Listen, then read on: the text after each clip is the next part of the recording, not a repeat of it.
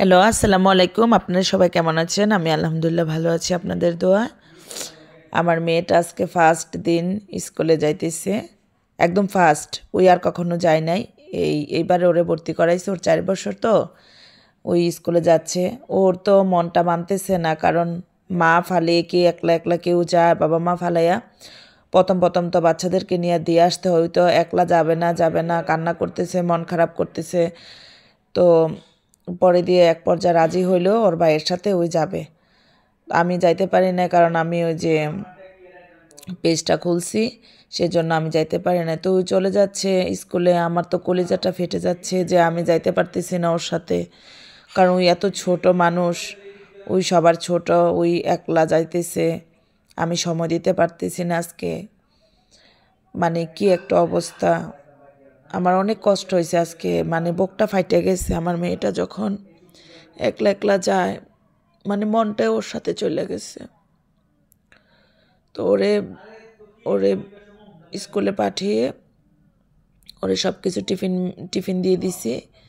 এরপর আমি খাইতে বসলাম, কারণ আবার দোকানে যেতে হবে, পার্লারে যেতে হবে।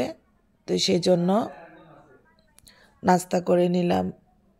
আজকে হাঁসের মাংস, রুটি, ফুলকপি, আলু ভাজি, এগুলা দিয়ে নাস্তা করলাম। তো মেয়েটার জন্য অনেক মন খারাপ ছিল, কারণ এই বয়সে তো কেউ, আমরা আপনারা যাই যে যেখান থেকে দেখতেছেন, বা যাদের বাচ্চা আছে, ছোট মানুষ আছে যাদের ফ্যামিলিতে, সবাই তো জানেন এত ছোট থাকতে তো কেউ একলা যায় না। এখন নিয়তির কারণে, আমার পোড়া কপালের কারণে আমার মেয়েটা আজকে একলা যাচ্ছে। আমি ওরা সময় দিতে পারি নাই।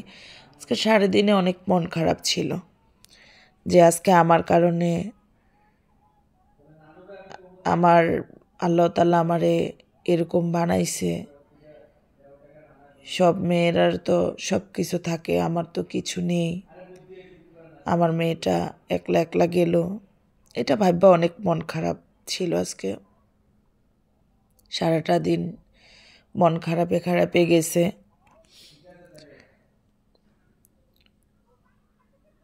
তো আজকে নাস্তা করতেছি ঠিক আছে, কিন্তু আসলে ভালো লাগে নাই। খাবার অনেক মজা হয়েছে, কিন্তু মনটা খারাপ ছিল। মন খারাপ থাকলে খাবার কিছুই ভালো লাগে না। মন শান্তি, দুনিয়ার সব কিছু শান্তি। মন ভালো নাই তো কিছুই ভালো লাগে না। আমার মেয়েটার কথা একটু পরে পরে মনে পড়তেছিল যে কখন আসবে, কারণ ওর 9টা থেকে ক্লাস, 12টা বাজে ছুটি।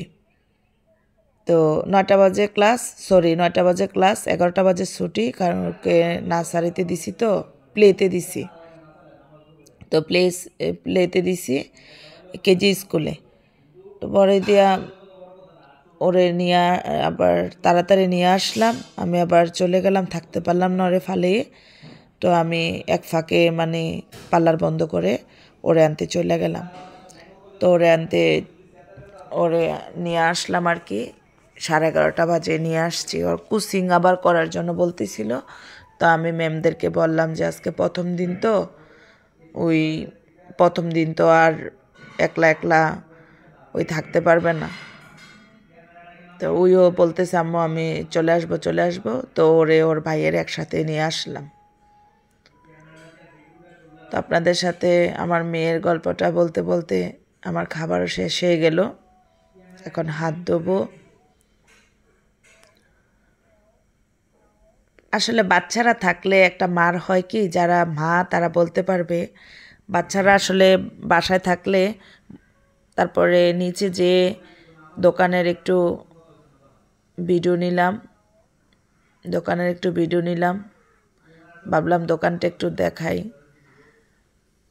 দোকানে কেউ থাকবে না তো রাত্রে, সেজন্য এত মাল উঠাই নাই, কারণ চোরের ভয় আছে। সেজন্য এত মালগুলা নেওয়া যায় নাই, রুমে রাখছি। বললে আবার রুম থেকে দিয়ে দিতে পারবো, তো এই জন্য একটা স্যাম্পল নিয়ে রাখছি আর কি।